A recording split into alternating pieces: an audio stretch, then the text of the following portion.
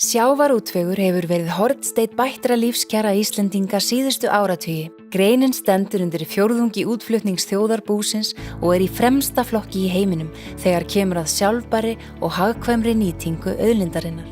Íslenskur fiskur á 20 milljónum diska í heiminum á hverjum degi.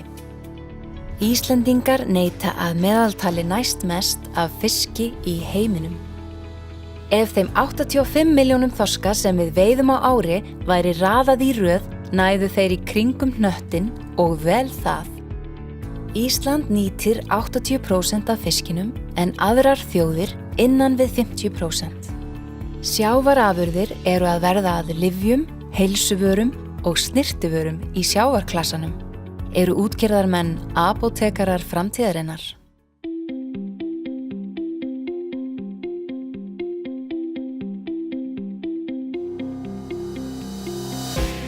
Sjávarklassin 5 ára fyrirtæki sem fóstrar frumkvöðla og tengir saman við businessin. Ábyrgð sjávarútvegs í tvöföldun útflutningstækna Íslands gífurlega mikil. En ef við ætlum að ná áfram og geta tvöfölda þessu útflutningstekjur, þá þurfum við að hætta að horfa í það sem dagkölluð fullvinnsla og fara að horfa meira í heildarvinnsluna. Við þurfum að taka inn líffræðina, við þurfum að taka inn lyfjaiðnaðinn, við þurfum að taka inn tískuiðnaðinn.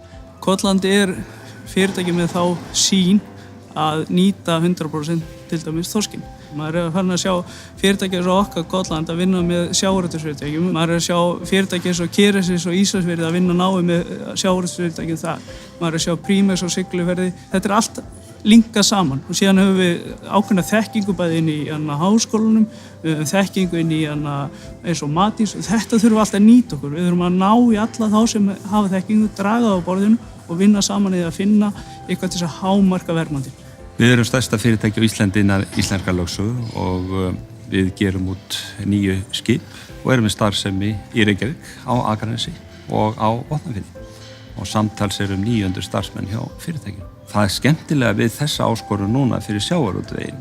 Eftir að búið að gera svokallað Parísarsamkomulag fyrir ári síðan, sjávarútvegurinn þarf að taka þátt í því eins og aðrar atvinnugreinar.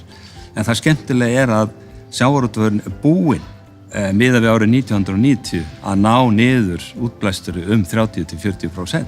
Það sem að sér í nánustu framtíð það að þessi þróun, að sjávarútvegsfyrirtæki nýta sér alltaf nýjustu tækni bæði í veiðarfærum, fiskleitatækjum, nýjungar í landi með vaskurðarvélum eða ferskinsflokkurum og tækni til þess að framleiða betur vöru. Það munum við sjá líka á næstu árum og áratugum eins og höfum verið að gera undanfarna áratugi. Við erum með viltprótein, við erum með rekjanleikan, við erum að nota græna orku í þessu, þannig að þetta allt þurfum við að búa til miklu meira verðmæti úr. Við þurfum að sýna fram á hversu góða vöru við erum með inn á markaðina.